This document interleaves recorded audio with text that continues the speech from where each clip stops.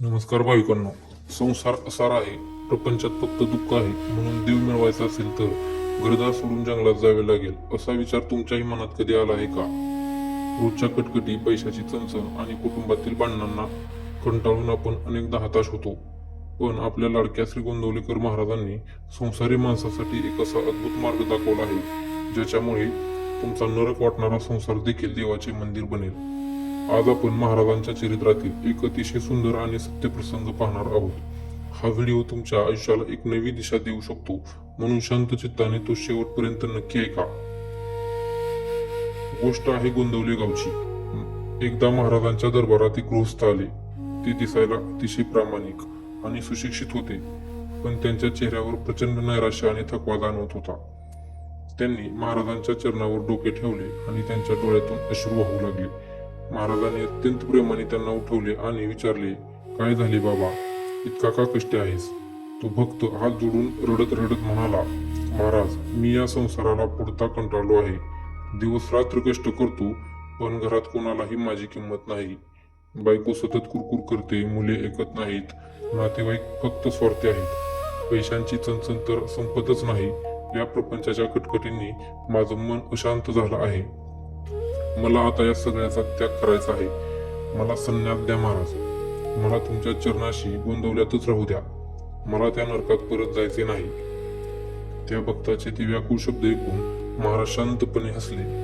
त्यांनी त्या भक्ताला जवळ बसवले आणि विचारले, अरे बाबा, तू म्हणतोस की तुला संसार सोडायचा आहे, पण मला आधी एका प्रश्नाचं उत्तर दे. हा संसार नक्की कोणाचा आहे? तो माणूस शांतपणे म्हणाला, महाराज, अर्थात माझाच आहे.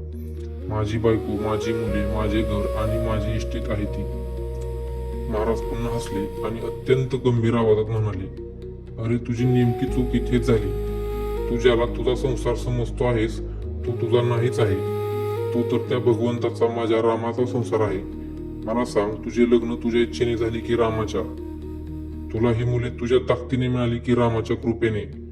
मग देवाने दिलेल्या गोष्टींवर तू माझे माझे म्हणून मालकी हक्क का सांगतोस?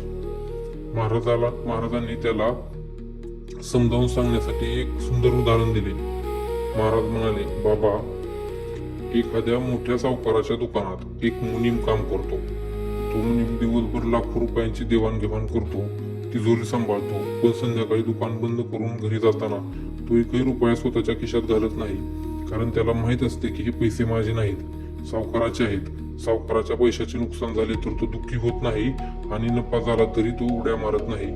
तो फक्त प्रामाणिकपणे आपली नोकरी करतो. महाराज पुढे म्हणाले, तसेच तू तुझ्या संसारात मुनीम बनून राहा. जेव्हा तू घरी जाशील तेव्हा असा विचार कर की हे घर माझे नसून रामाचे आहे. ही बायको आणि मुले माझी नसून माझ्या रामाने मला सांभाळायला दिलेली त्याची लेकरं आहेत. ही फक्त त्याचा सांभाळ करणारा एक सेवक आहे. जेव्हा तू मालकी हक्क सोडशील तेव्हा तुझी सगळी चिंता संपून जाईल. महाराजांचा हा मुनिमांचा दृष्टांत ऐकून त्या भक्ताचे डोळे उघडले. त्याला समजले की परमार्थासाठी घर सोडण्याची गरज नाही, तर मनातील मीपणा आणि अहंकार सोडण्याची गरज आहे. तो आनंदाने घरी परतला. त्याने आपले कर्तव्य रामाची सेवा म्हणून चोख बजवायला सुरुवात केली आणि मुखात अखंड नामस्मरण ठेवले. आश्चर्य म्हणजे काही दिवसातच त्याच्या घरातील वातावरण बदलले. कटकटी संपल्या आणि त्याचा तोच संसार सुखाचा नंदनवन बनला. तर भाविकांनो, गोंदवलेकर महाराजांनी ही शिकवण आज आपल्यासाठीही तितकीच लागू पडते. तुम्ही नोकरी करा, व्यवसाय करा किंवा घर सांभाळा, पण स्वतःला रामाचे सेवक माना आणि मुखात अखंड रामनाम ठेवा.